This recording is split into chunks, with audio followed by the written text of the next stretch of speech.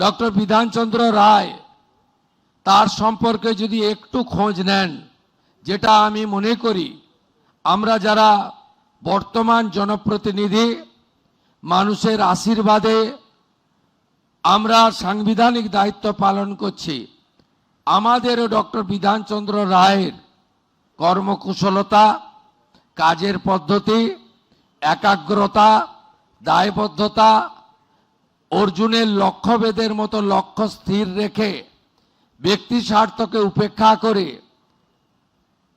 তার যে কর্মকুশলতা ছিল সেটা জানা উচিত, এবং কিছুটা গ্রহণ করলেই এই রাজ্যের এবং দেশের মঙ্গল হতে পারে বলে আমি মনে করি। ডক্টর বিধানচন্দ্র রায় তিনি আইএম এর প্রথম বেসরকারি সভাপতি ছিলেন। তিনি যেখানেই গেছেন, কলকাতা কর্পোরেশন হোক, চিকিৎসকদের সংগঠন হোক, অথবা তার যা যা কর্মক্ষেত্রে, তিনি কখনো দুই হননি, এক নম্বর হয়েছেন। তার এই যোগ্যতা ছিল, তার এই অন্তর্নিহিত লুক্কায়িত প্রতিভা ছিল, এবং তিনি তৎকালীন কোন রাজনৈতিক নেতা বা দলের মদতে আইনসভাতে যেতেননি।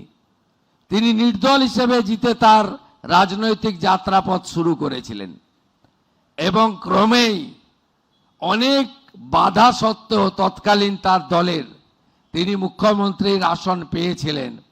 এক্ষেত্রে নিশ্চিতভাবে প্রয়াত অতুল্য ঘোষের অবদান অস্বীকার করা যায় না। আমি ডক্টর বিধানচন্দ্র রায় সম্পর্কে জেনেছি, পড়েছি। আমি 2006 সাল থেকে এমএলএ। আমি 2006 সালে বিধানসভা জেতার পরে লাইব্রেরিতে ডক্টর বিধানচন্দ্র রায়ের একাধিক ভাষণ আমি পড়েছি, মনের মধ্যে গ্রহণ করার চেষ্টা করেছি। আজ নয়, 20 বছর আগে।